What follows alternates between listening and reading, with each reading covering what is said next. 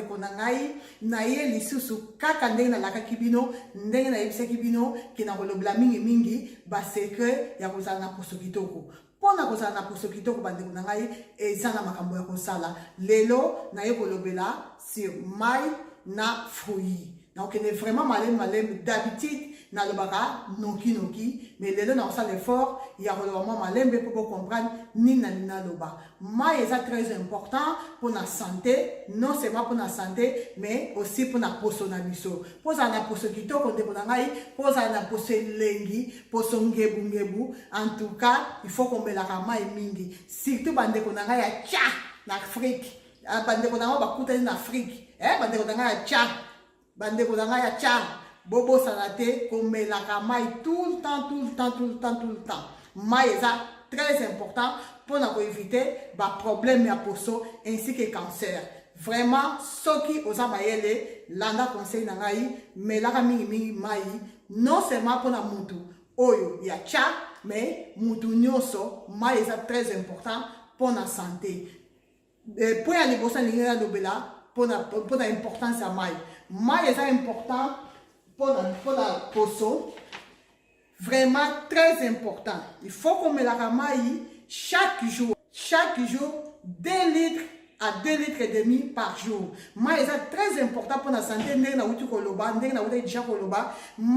vraiment très important pour la santé ainsi que pour la poso nabiso. Mais la mai de konangai kobo sanarate, mais là vraiment mai tout le temps à ta na caillou. Luka me la mai ezo sunabiso pour éviter ba problème ya poso, pour éviter ba maladie ya poso, pour éviter ba maladie le ba cancer, pour éviter ba problème belé mai et ko permettre poso na yo eza tango nyonso jeune, poso na eza tango nyonso kitoko, poso na yo eza tango nyonso ngebu surtout na été bandeko na ngai bosa la makasi ya komelaka toujours mai est très important pour sonayo et la sècheté, il faut qu'on me la ramaille tout le temps. Il y a un azo beta sete na bande kunangai o bakutami na Afrique bande kunangai cha mai soko zo me la mai mingi o koza na problème ba bouton penza te. Soki o me la ramaille mingi et que o bimi ba bouton ebele, il faut qu'on mona dermatologue. Comme la mai mingi et son makasi na régime. Pour na bateau basala régime, mai est très important. Pour mai, en tout cas, et battre la taille. Même bateau balina koya munenete, il faut qu'on me la mai mingi. Na yom to linga koya munenete. Na yo linga koya munene, mai est très important pour l'organisme na biso. Ce que l'ingo garder taille na yo, il faut qu'on me la mai mingi. Si quoi yo toke na deuxième étape. Deuxième étape, c'est ça, fruit. Fruit est très important pour la santé. Très important. Il faut qu'on y a fruit tout le temps, non seulement fruit, na ba légumes. Tant qu'on y a fruit mingi, poso na yo vous allez toujours sembe. Poso na yo vous allez toujours ngebu. Poso na yo vous allez toujours kitoko. Il faut qu'on y a au moins, plus ou moins 5 fruits par jour. Fruit est très important.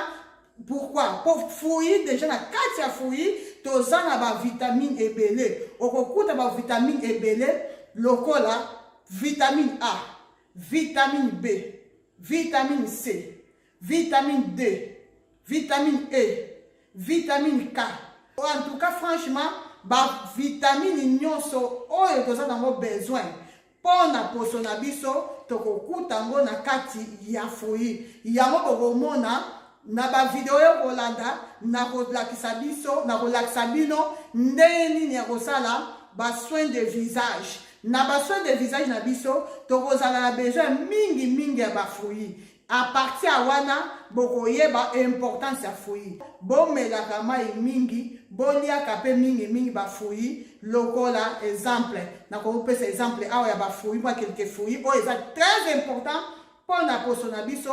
Pour la digestion na biso, eza mangue, orange, banane, ananas, kiwi, citron, raisin, paille, pomme, ba fruits eza ebele, très important bolia fruit bomela mai bandeko na ngai soki bozolia fruit mingi soki bozomela mai mingi bokozala toujours na poso kitoko olingi ozala na poso ngebu na bandeli melaka mai étape ya liboso melaka mai 2 à 2 litres et demi par jour liaka fruit mingi très important fruit liaka fruit 2 3 4 5 fruits par jour très important pour na ba santé na biso en tout cas na ba video ekoya na ko expliquer bino nini bokoki kosala po bozala na poso kitoko mai na fruit ezaka ka pona bata ba chate